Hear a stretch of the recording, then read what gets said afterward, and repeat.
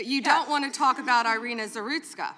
You don't want to talk about I talk about her all the time, violent crime but I am not in here your to jurisdiction. testify before Congress. You are. That is your job today. You are That's what you're getting paid for. with attack. I want you to know that your own.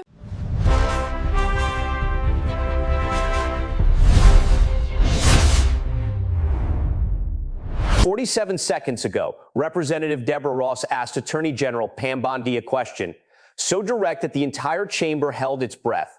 Who ordered Ghislaine Maxwell to be transferred to the minimum security prison that she was ineligible for? Watch what happened next, because Bondi's response wasn't just evasive, it was shocking. She refused to answer, claimed she didn't know, then said something that made survivors gasp. Ghislaine Maxwell will hopefully die in prison. You need to watch this to the end, because what Bondi did instead of answering will tell you everything about who she is protecting. If you are new here, subscribe right now and hit that bell, because this story is about to explode. House Judiciary Committee, the 11th of February, 2026, 2:47 p.m. Eastern. Attorney General Pam Bondi had been testifying for 5 hours. The Epstein files dominated every question. Document redactions, hidden names, sealed evidence. And now this Ghislaine Maxwell's mysterious prison transfer. Representative Deborah Ross from North Carolina had waited patiently. She'd watched Bondi clash with Jamie Raskin, deflect Dan Goldman, attack Thomas Massie. She'd seen the Attorney General turn every question into an accusation. But Ross wasn't here to debate.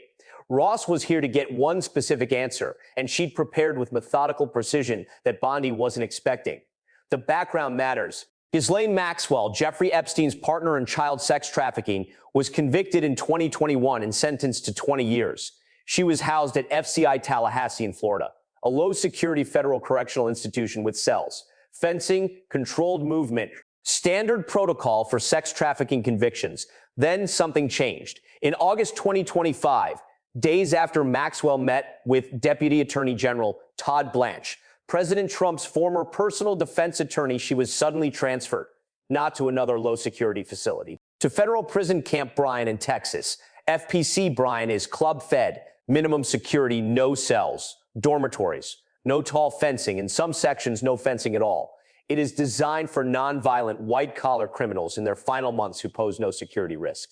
Ghislaine Maxwell, convicted of trafficking underage girls, serving 20 years with more than a decade remaining, does not fit that profile. The timing. Days after meeting Trump's former lawyer, days after Maxwell's attorney stated she would speak fully and honestly about Epstein if Trump granted clemency, days after her attorney claimed Maxwell could provide the complete account and insisted that both President Trump and President Clinton are innocent. The transfer raised red flags. Victims' advocates demanded answers. Congress requested explanations. The Bureau of Prisons, which falls under the Department of Justice, run by Pam Bondi, provided no official reason. Then reports emerged. Maxwell at Bryan wasn't just in minimum security. She was receiving special privileges, private workout sessions, personal mail services, a therapy puppy, secretarial assistance, things regular inmates don't get, things suggesting someone decided Maxwell deserved special treatment. Ross wanted to know who made that decision. Ross represents North Carolina. She is a former state attorney general herself. She understands how prison transfers are authorized. A transfer like Maxwell's from low to minimum security for someone with her conviction and remaining sentence doesn't happen automatically. It requires approval, high-level approval. The Attorney General of the United States would absolutely know about it. Ross began calmly. Attorney General Bondi, does a convicted sex offender like Ghislaine Maxwell deserve special treatment and privileges in prison? Yes or no? Simple question. Direct. Bondi didn't give one. She deflected, claiming Maxwell wasn't transferred to lower security, claiming she didn't know. Ross cut her off. I want to know who ordered her to be transferred to the minimum security prison that she was ineligible for. Pause and think about this. Ross wasn't asking Bondi's opinion. She was asking a factual question: who authorized this transfer? Someone made that decision. Someone signed paperwork. Someone at DOJ approved moving a convicted sex trafficker to a facility for low-risk offenders. Who was it? Bondi's answer should terrify anyone who cares about accountability. I did not know she was being transferred. Full stop. The Attorney General, whose department oversees the Bureau of Prisons, claims no knowledge that one of the highest profile inmates, Epstein's co-conspirator, was being moved to minimum security. Ross didn't buy it. I want you to know that every time she does get these perks, and it has been publicly reported, the folks she has abused, the survivors sitting here, They see themselves as being denied justice. They feel re-traumatized. Bondi tried again. I said I do not agree she should receive special treatment. She was transferred, I learned after the fact, to the same level facility. And that is a question for the Bureau of Prisons. I was not involved in that at all. The same level of facility. I don't know why. 3 lies in 4 sentences. First lie, same level facility. FCI Tallahassee is low security. FPC Bryan is minimum security. Those are not the same level. The federal system has 5 classifications: minimum, low, medium, high, administrative. Maxwell was moved down 1 full level. That is not the same. That is lower. That is special treatment. Second lie, I was not involved. The Bureau of Prisons is part of DOJ. The Attorney General runs DOJ. A transfer of this magnitude would require DOJ awareness and likely approval. Bondi wasn't uninvolved. She is the boss. Third lie, I don't know why. If Bondi truly didn't know, that is gross incompetence. The alternative is she does know and is lying. Either option is damning, but here's where it gets disturbing. Ross pressed for an answer. Who ordered the transfer? Bondi's response wasn't information. It was attack. You know, instead of talking about Ghislaine Maxwell, who will hopefully die in prison, you should be talking about Irina Zarutska, who died on a subway. You don't talk about that. The room erupted. People laughed, not because it was funny, but because the deflection was so absurd, so transparent. Bondi had been asked about a federal prisoner transfer, and her response was to wish death on that prisoner and accuse the congresswoman of not caring about a completely unrelated murder in North Carolina. Irina Zarutska was a Ukrainian woman killed on a Charlotte light rail train in August 2025, a horrific crime. Ross had addressed it. She'd worked on it. She'd spoken about it publicly. But that wasn't what this hearing was about. This was about DOJ's handling of the Epstein investigation. This was about accountability, and Bondi was doing everything to avoid it. Ross didn't let her escape. I've been talking about it and actually helping with these issues, but we're going to move back to you. The emphasis on you was perfect, because that is what Bondi couldn't stand: being the focus, being questioned, being held responsible for decisions made by her department. Bondi tried one more deflection. Yes, of course, because you are here to testify. That is what the whole point of this endeavor is. So, of course, we're going to move back to you. It is all about you. Ross's response was devastating in its simplicity. I am not here to testify before Congress. You are. That is your job today. And there it was. The truth that Bondi kept trying to obscure. She wasn't there to ask questions. She wasn't there to redirect attention. She was there to answer questions about DOJ's actions. She was there to explain decisions made under her authority. She was there to be held accountable, and she was failing spectacularly. But Ross still didn't have her answer. Who ordered Ghislaine Maxwell's transfer? Bondi never said. She claimed ignorance. She blamed the Bureau of Prisons. She attacked Ross. She brought up unrelated cases. She wished death on Maxwell, but she never answered. Why? She genuinely doesn't know, which means major decisions happen without her knowledge. That is incompetence. Or she does know, but can't say because someone she is protecting made the call. Maybe Todd Blanche, maybe the White House, maybe a deal Maxwell keeps quiet, gets better conditions, or she authorized it and is lying. Any option is disqualifying. Maxwell described FPC Bryan as dramatically better. The food is legions better, the place is clean, the staff responsive and polite.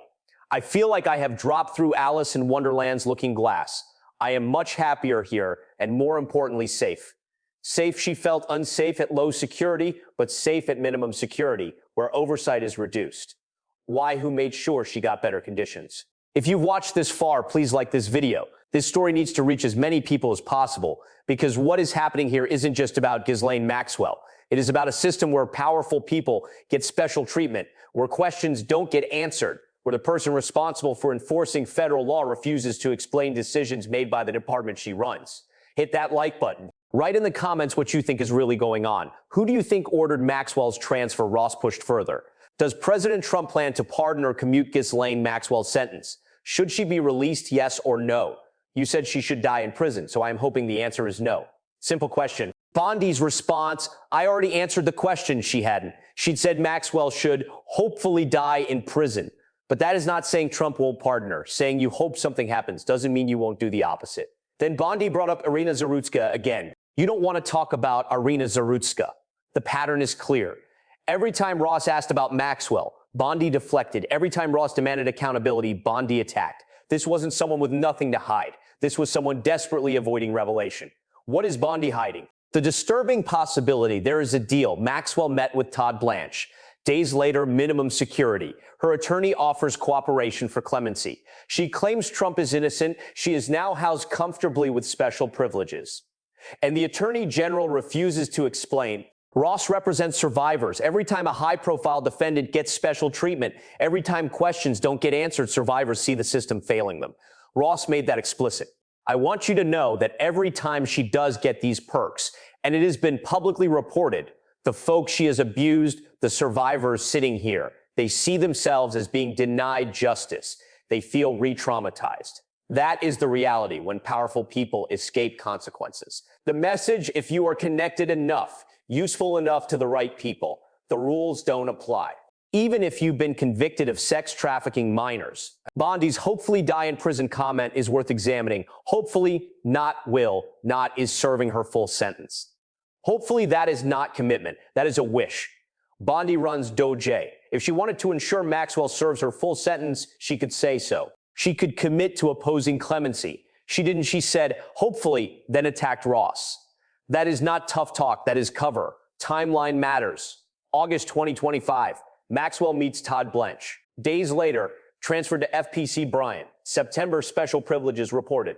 October, attorney offers cooperation for clemency. The 9th of February, 2026, Maxwell invokes Fifth Amendment. The 11th of February, 2026, Bondi refuses to say who authorized transfer.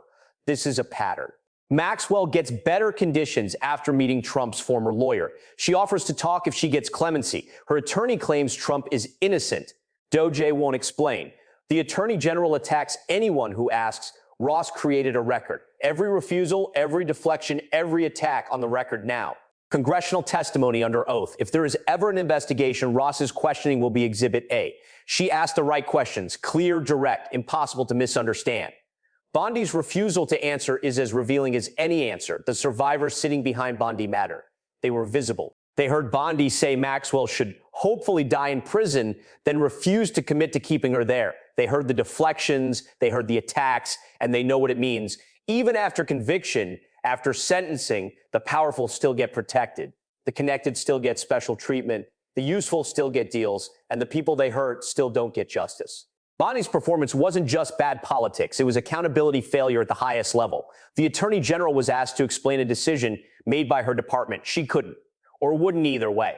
Unacceptable prison transfers aren't classified. There is no national security reason to hide who authorized moving Maxwell to minimum security. The only reason to refuse, the answer would be politically damaging or legally problematic. If the answer was innocent, if this was routine, Bondi would have said so. She didn't.